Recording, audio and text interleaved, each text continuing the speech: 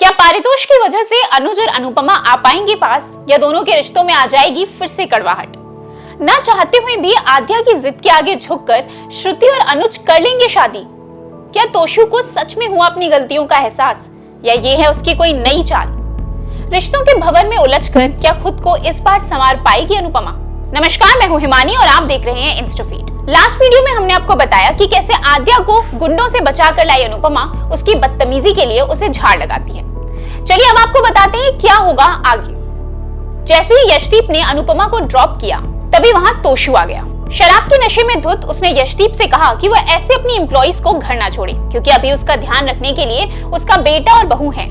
इस बात पर यशदीप और उसकी बहस हुई, जिसके बाद अनुपमा ने अपने बॉस से माफी मांगी और तोशु को डांट कर ऐसी बातें दोबारा करने से मना किया। जब पारितोष ने अनुपमा से उसके बॉस के आने पर नाराजगी जाहिर की तो अनु ने उसे अपने मामले में दखलंदाजी करने से मना कर दिया और अपने परिवार पर ध्यान देने की हिदायत दी। उसने तोशु को बताया कि गुंडों ने 7 दिन में पैसे वापस करने की धमकी दी है। इस बात पर तोशु ने खुशखबरी देते हुए अनु से कहा कि उसने अनुज की कंपनी ज्वाइन कर ली है, जहां से पैसा कमाकर वो सारा कर्जा इस बार चुका देगा। वहीं घर आकर तोशु ने अपनी बेटी परी को दिलासा दिया कि जल्द ही उनके पास भी एक बड़ा घर और गाड़ी हो। दूसरी तरफ परी को सुला रही अनुपमा किंजल और तोशु के बीच बहस सुनकर गुस्से में आ गई।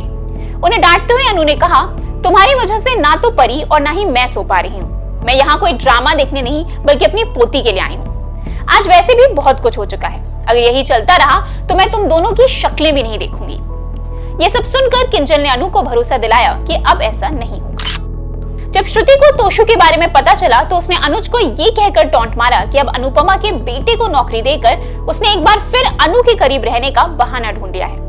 लेकिन दूसरे पल उसे अपनी गलती का एहसास हुआ और उसने अनुज से माफी भी मांगी, पर अनुज ने उसकी बात का बुरा ना मानते हुए कहा कि श्रुति जिस स्थिति में है वो उसकी किसी भी बात का बुरा नहीं मानेगा।